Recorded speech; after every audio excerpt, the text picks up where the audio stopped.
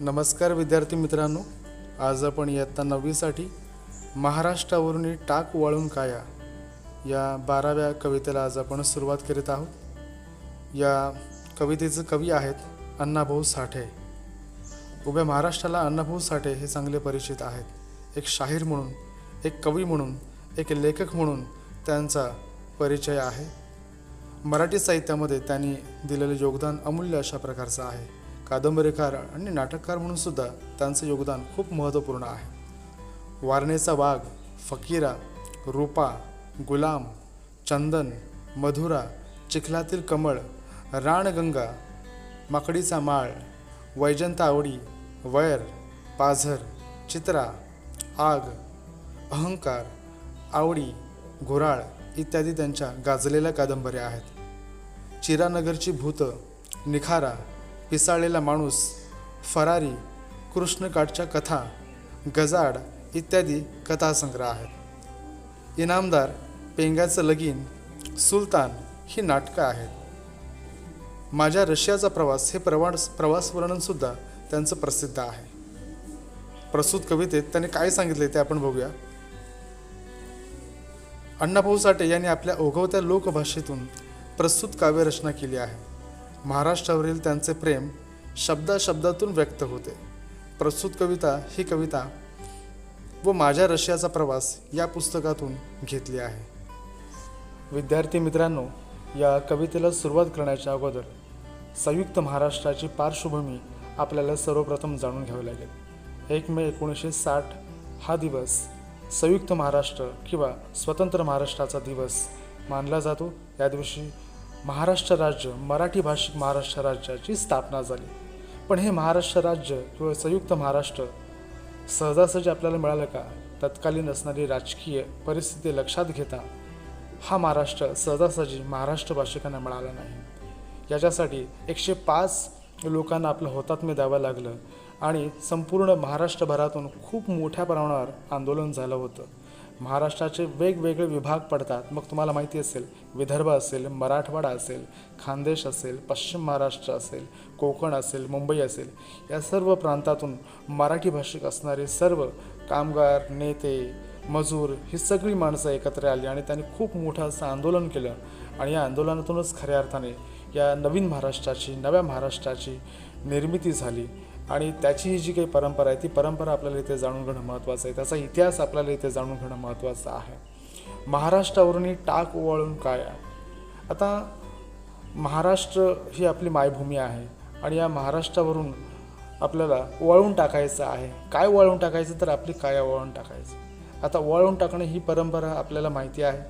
आपण लहान असताना आपल्या आजीकडून आपल्यावरून मीठ मोहऱ्या वाळून टाकल्या जात असत की जेणेकरून आपल्याला कोणाची दृष्टी लागू नये, किंवा आपल्या घरामध्ये कोण एखादा पाहुणा किंवा नवीन एखादा माणूस आला असेल किंवा लहान बाळ एखादं येत असेल तर त्या लहान बाळाला सुद्धा या ठिकाणी म्हणजे भाताची शीत आणि पाणी वाळून आपण टाकत असतो। तर त्या पद्धतीने या स्वतंत्र महाराष्ट्रासाठी, या मायभूमीसाठी आपल्याला आपला जीव वळवून टाकायचा आहे। कारण ही इतकी प्रिय असणारी आपली मातृभूमी किंवा ही महाराष्ट्रभूमी आपल्यासाठी किती महत्त्वाची आहे याची जाणीव आपल्याला या कवितेतून होते। आणि ही महाराष्ट्रभूमी म्हणजे वीरांची भूमी आहे, संतांची भूमी आहे आणि हिला खूप मोठी अशी परंपरा लाभलेली आहे।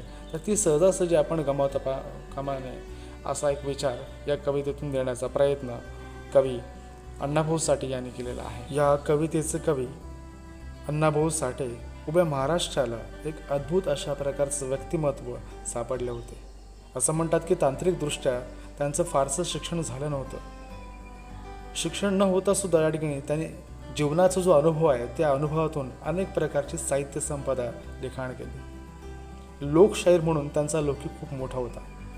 ज्या वेळेला संयुक्त महाराष्ट्राचा कालखंड सुरू होता, या कालखंडामध्ये आपल्या शाहिरी बाण्यातून अनेक पोवाडे त्या दरम्यान रचले, काही लावण्या रचल्या आणि या पोवाड्यांतून या ठिकाणी जनजागृती निर्माण करण्याचा त्यांनी प्रयत्न केला। या सर्व लोकांना संघटित करण्याचा प्रयत्न केला। मग त्यामध्ये शेतकरी, कामगार असतील, मजूर असतील, सर्वसामान्य लोक असतील, या सगळ्यांना एकजुटीने लढण्यासाठी या ठिकाणी आपल्या पोवाड्यातून त्यांनी उद्युक्त केलं। तर अशा प्रकारे त्यांचं हे व्यक्तिमत्व, ठासूळ असं व्यक्तिमत्व या कवितेतून कुठेतरी उठून दिसतं। त्यांच्या अनेक कादंबऱ्यांवरून पटकथा आणि पटकथातून चित्रपटांची निर्मिती झालेली तुम्हाला पाहायला मिळते. त्यामध्ये वारणेचा वाघ, फकीरा यासारखे जे काही चित्रपट आहेत ते खूप गाजले. नक्कीच याचा देखील कुठेतरी आपण विचार करत असतो. संयुक्त महाराष्ट्र ही एक खूप मोठी अशी चळवळ आपल्याला या दरम्यान होऊन गेलेली पाहायला मिळते. आणि यावेळेला या मराठी माणसांनी एकत्र येऊन कशा पद्धतीने लढलं पाहिजे, कशा पद्धतीने काम केलं पाहिजे याचा एक विचार या पोवाड्यातून मांडण्याचा प्रयत्न केला आहे. त्यांच्यामध्ये एक जाज्वल्य निर्माण करण्याचा प्रयत्न या पोवाड्यातून करण्यात आलेला आहे. आणि आपली महाराष्ट्र म्हणजे छत्रपती शिवाजी महाराज आणि छत्रपती शिवाजी महाराज या आणि मावळ्यांनी जे स्वराज्य निर्माण केलं ते स्वराज्य कसं निर्माण केलं, कसं शून्यातून निर्माण केलं, तर त्याचा एक विचार कुठेतरी या कवितेतून आणण्याचा प्रयत्न अण्णाभाऊ साठे यांनी केलं आहे. काय म्हणतात ते या पोवाड्यातून? कंबर बांधून उठ घाव झेलाया, कंबर बांधून उठ घाव झेलाया, महाराष्ट्रावरून टाक ओवाळून काया. संयुक्त महाराष्ट्राची चळवळ सर्वत्र सुरू आहे. मुंबईसारख्या शहरामध्ये ही सर्वसामान्य माणसं कुठेतरी एकजूट झालेली आहेत. तत्कालीन राजकीय परिस्थिती जर लक्षात घेतली तर त्यावेळच्या शासनकर्त्यांनी मुंबई महाराष्ट्रातून तोडून गुजरातमध्ये नेण्याचे प्रयत्न त्या दरम्यान सुरू होते. मग अशा वेळेला सर्व मराठी बांधव एकत्र आले होते, सर्व स्तरातून एकत्र आले होते. आणि कुठल्याही परिस्थितीमध्ये मुंबई ही आमची शान आहे, ती कुठल्याही परिस्थितीमध्ये गुजरातमध्ये जाता कामा नये याच्यासाठी सर्व स्तरातून लोक एकत्र आली होती. आणि त्यांनी खऱ्या अर्थाने खूप मोठं असं आंदोलन केलं होतं की काही झालं तरी चालेल, पण आम्ही आमची मुंबई, आमचा महाराष्ट्र हा इतरांच्या स्वाधीन करणार नाही. हा महाराष्ट्र स्वतंत्र आहे, मराठी माणसांचा आहे, मराठी बांधवांचा आहे, असा विचार या लोकांच्या मनामध्ये निर्माण करण्याचं काम लोकशाहीर अण्णाभाऊ साठे यांनी त्या दरम्यान केलं होतं.